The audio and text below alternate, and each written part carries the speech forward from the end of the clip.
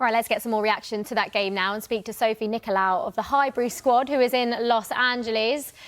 Sophie, thanks so much for coming on and joining us. First of all, it must be nice to have games played at a good time for you out in LA. Yeah, it's been brilliant. Thanks for having me, Pete and Olivia. It's always fun this time of year, especially for the US fans who get to see some of the biggest and best play their football in pre-season. I was with the squad for a week in Los Angeles, and it's always eye-opening to see kind of season on season how things evolve, if there's anything different.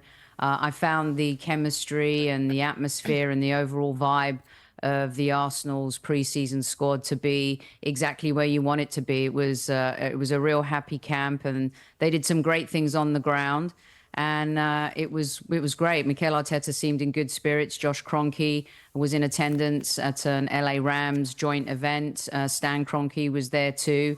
So even though, you know, fans didn't get to see Saka and Saliba and Declan Rice and David Raya, Kai Havertz and Gabriel Martinelli joining later, they did also get to see a lot of young players who I think showed Mikel Arteta what they're capable of. Yeah, it's really positive now, Sophie, for Arsenal fans to hear. And I mean, they lost last night in their final game of the tour, but can you read too much into these results in pre-season? You know, you always want to win. I thought Arne Slot actually summed up the game quite brilliantly, and a very fair assessment. It was Arsenal's weakest game of all the three matches that they played. They pretty much dominated Bournemouth. The Manchester United game was really interesting.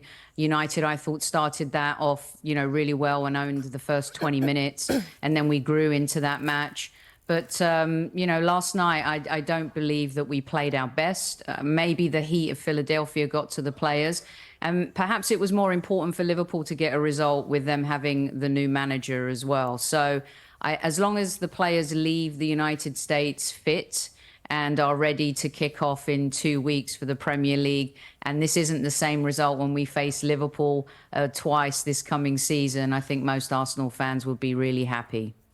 Yeah, absolutely. Like you say, still many of your key players yet to return after the Euros. Like you say, only 2 weeks to go now until it all kicks off. Are you concerned that they might not be ready for the start of the season?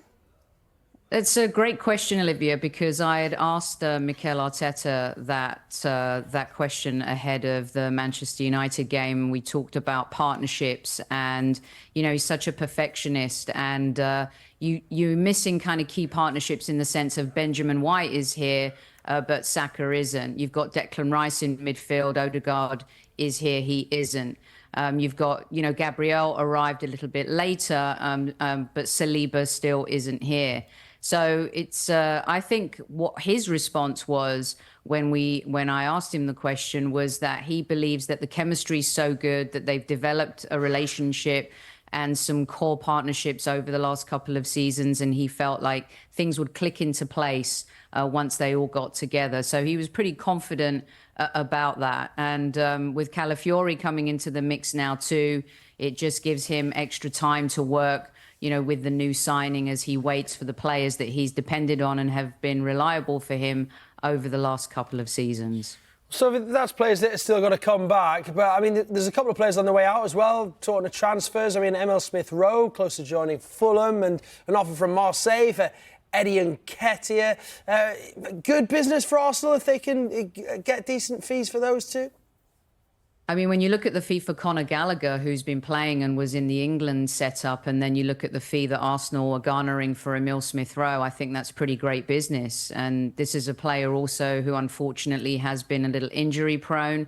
I don't think we should forget, though, how, you know, Emile Smith Rowe and Saka kind of put the Arsenal on their backs for a couple of seasons when things weren't going so great for us. This one's a little bit of a tough one, I think, for a lot of fans. He's just the type of player that we love. And I think maybe the tough part is with the Hale End players is that you kind of want everyone to be a Saka.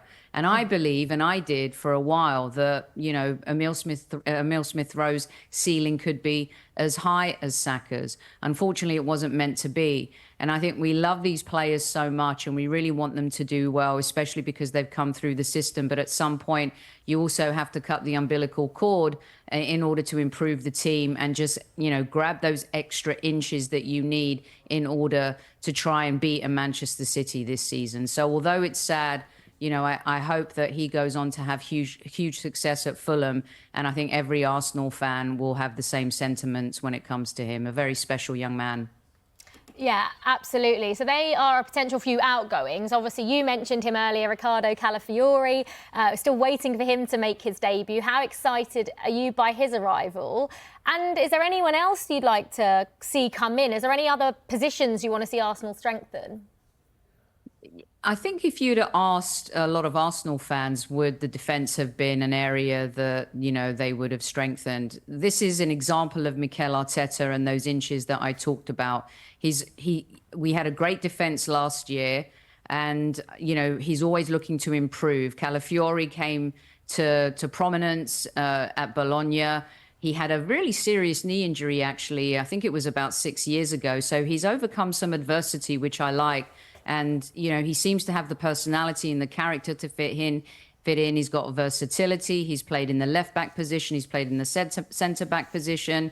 A very elegant player. He's got the height that Arsenal never used to have. And now I think we've got, 7 or 8 players over that 6-foot mark.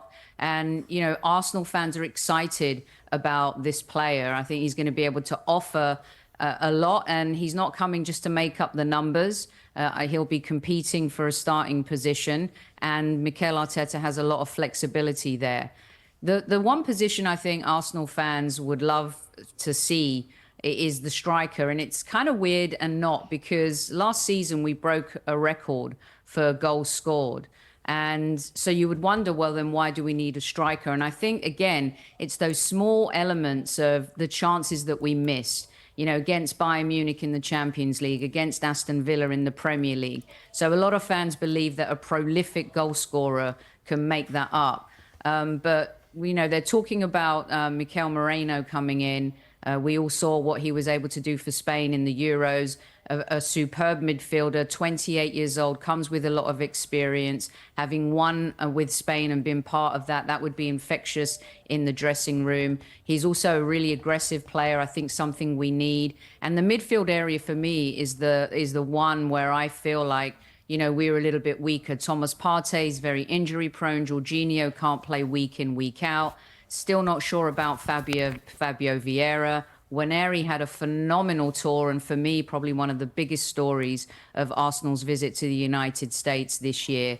So, I see the squad and I see us getting stronger, and that's the most important thing. So if we can make the Merino deal happen, that would be superb. And maybe Arsenal fans need to get used to the fact that Kai Havertz may well be our number 9 for the whole season, and I don't have a problem with that. I think from January onwards, Kai Havertz was one of our best players, and people don't appreciate kind of what he does off the ball as well as he does when he's on the ball. Yeah, Merino, good player as well. So, yeah, we'll keep an eye on that one, Sophie. Sophie, great to see you. Thanks so much for coming on and joining us. Thanks for having me, guys. Enjoy the rest of your summer.